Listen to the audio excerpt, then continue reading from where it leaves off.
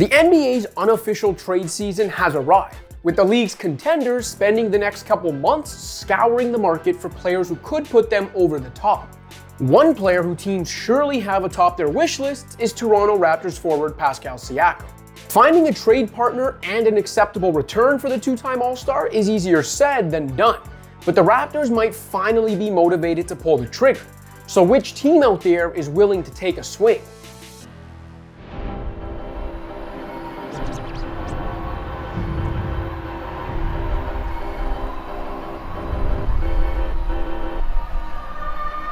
Siakam has seemingly been on the trade block for a year now, but the Raptors are running out of options. Perhaps Masai Ujiri and company believed they could construct another winner north of the border on a shared timeline between Siakam and Scottie Barnes, but that now seems far-fetched.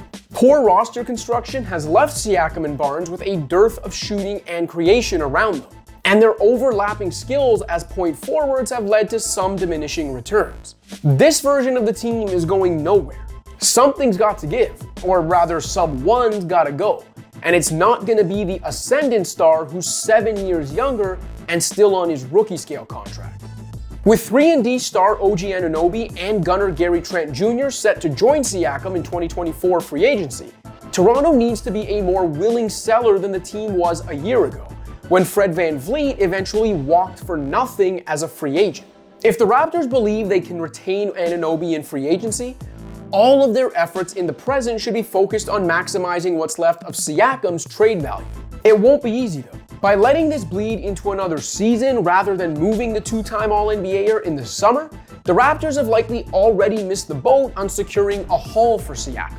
A sobering realization that only becomes more perplexing when you consider Toronto clearly wasn't sold on him as a max player going forward. If they were, an extension with the 29-year-old would have been done by now. Especially given that by all accounts, Siakam wants to remain in Toronto. You don't want me to be with you. You don't want me to be with someone else. How miserable do I have to be before you're happy? The Raptors could extend him now and trade him at a higher price in the offseason.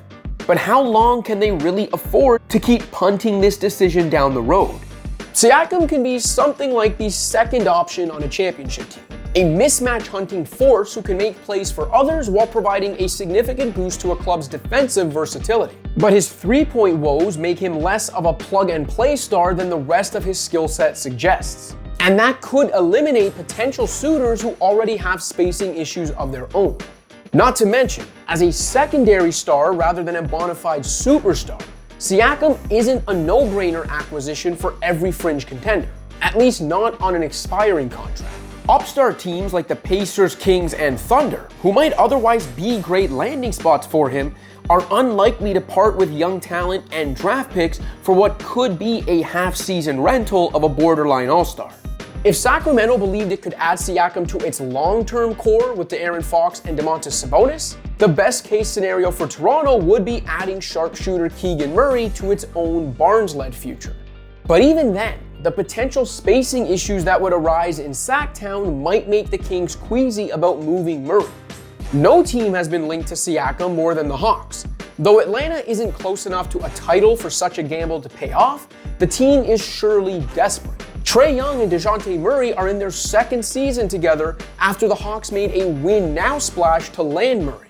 And Quinn Snyder had a full offseason and training camp to mold this team.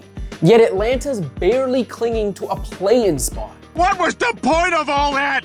Jalen Johnson is probably off limits, but could the Raptors extract a young player like AJ Griffin or Kobe Buffkin along with Bogdan Bogdanovic's team-friendly contract from the Hawks? Then there are the wild cards. How about a move to the division rival 76ers, where Siakam would be reunited with Nick Nurse and paired with fellow Cameroonian star Joel Embiid?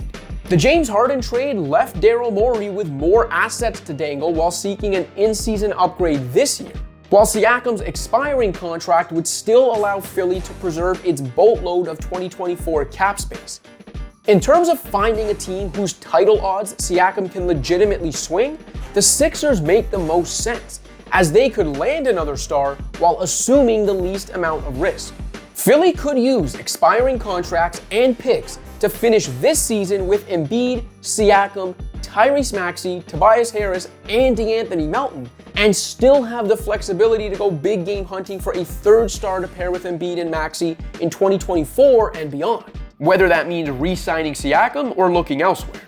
That's a win, win, win, win. With the Warriors championship window closing, would Golden State part with Jonathan Kuminga in addition to the non-guaranteed contract of Chris Paul?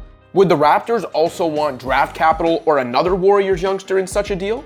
Finally, would Kyle Lowry's expiring contract, a young player like Nikola Jovic, and perhaps a future pick or two be enough to facilitate another deal between the Raptors and Heat? A Butler-Bam-Siakam frontcourt would be starved for shooting but devastating nonetheless, especially with Eric Spoelstra's ingenuity at the controls. From Toronto's perspective, where Siakam ends up should be irrelevant at this point. The Raptors have backed themselves into a corner where the only thing that matters is getting the best possible return before the trade deadline. They can't mess this up again. Thanks for watching. If you liked this video and want to see more content like this, be sure to hit that subscribe button.